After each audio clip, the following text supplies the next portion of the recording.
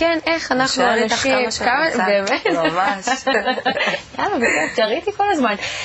עכשיו אני אגיד שוב בוקר טוב לשיר רוטמן מ-HP, את נראית מאוד יפה, והלפטופ שלך נראה גם מאוד יפה. נכון. אתם מותאמים. את יודעת מה? אני מתייחסת למחשב שלי כמו אביזר אופנה. את חמודה. איך נראה הארנק שלך? כמה ארנקים יש לך בבית? האמת שאלתי אותי על ארנקים, תיקים. אוקיי, אז בדיוק כמו תיק, אני הולכת אותו לכל מקום. כל יום אני קמה עם מצב רוח אחר, ואני ממש מקפידה להלביש אותו בהתאם. איך מלבישים מחשב? פשוט מדבקים. מדבקה פשוטה. שיורדת, היא לא משאירה סימנים, היא נורא כיפית, את ממש מלבישה את המחשב לפי המצב רוח שלך. זה נהדר ונפלא. ודרך אגב, היה לי מקסים לפתוח את הבוקר בכזו שמחה. תודה רבה. זה מדהים. כן, שמענו קצת חזרות. הקמת את הבגד? בוודאי. זהו, אני חבל לך לזה, כל שבוע תבוא עם, אנחנו נראה, אנחנו נבדוק את זה, תישארו רק לראות מה השיר רוטמן לובשת ומה המחשב שלה לובש.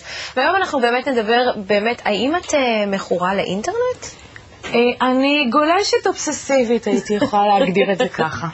אני רוצה קצת לספר לכם על העולם שלי, איך אני פותחת את הבוקר, מהי שגרת היום שלי. למעשה, במהלך היום-יום אני עובדת משהו בין 12 ל-14 שעות עבודה ביום, נורא עמוס. לא פשוט. לא פשוט, מאוד קשה. אבל אני חייבת את 10 דקות אתנחתה להיכנס לעולם שלי.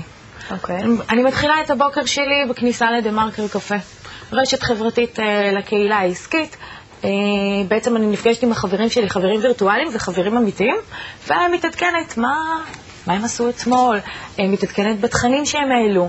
מדהים, מקסים, נפלא. קיצור, מרחלת אונליין. בוודאי. אוקיי.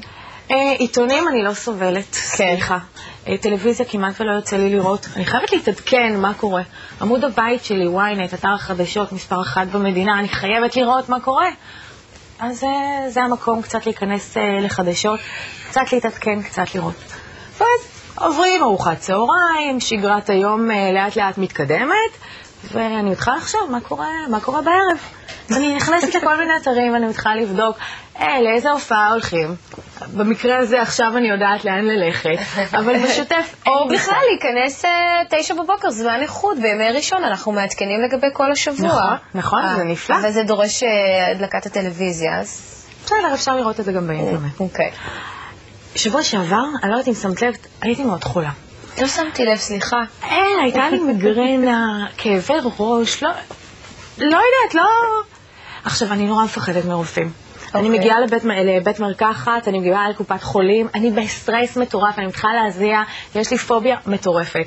עכשיו, כדי שאני לא אצטרך להתמודד עם הפחד הזה, אני למעשה נכנסת לאינטרנט, נכנסתי לפורום בריאות, שאלתי שאלה, הפלא ופלא, תוך 10 דקות פנה אליי רופא עם תשובה מקצועית, גם היו כל מיני פולניות שהמליצו לי על כמה תרופות סבתא, מה לעשות, איפה. זה קטע שכולן בפורומים. זה מדהים, זה עוזר. האימהות החדשות הזה, הרפואה, נחמד. זה ממש. טוב, אז מה נדבר שבוע הבא?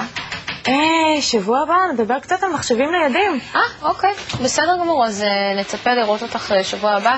מה זה, אל תזוזי לשום מקום, את מיד שרה איתנו. עוד הפסקה.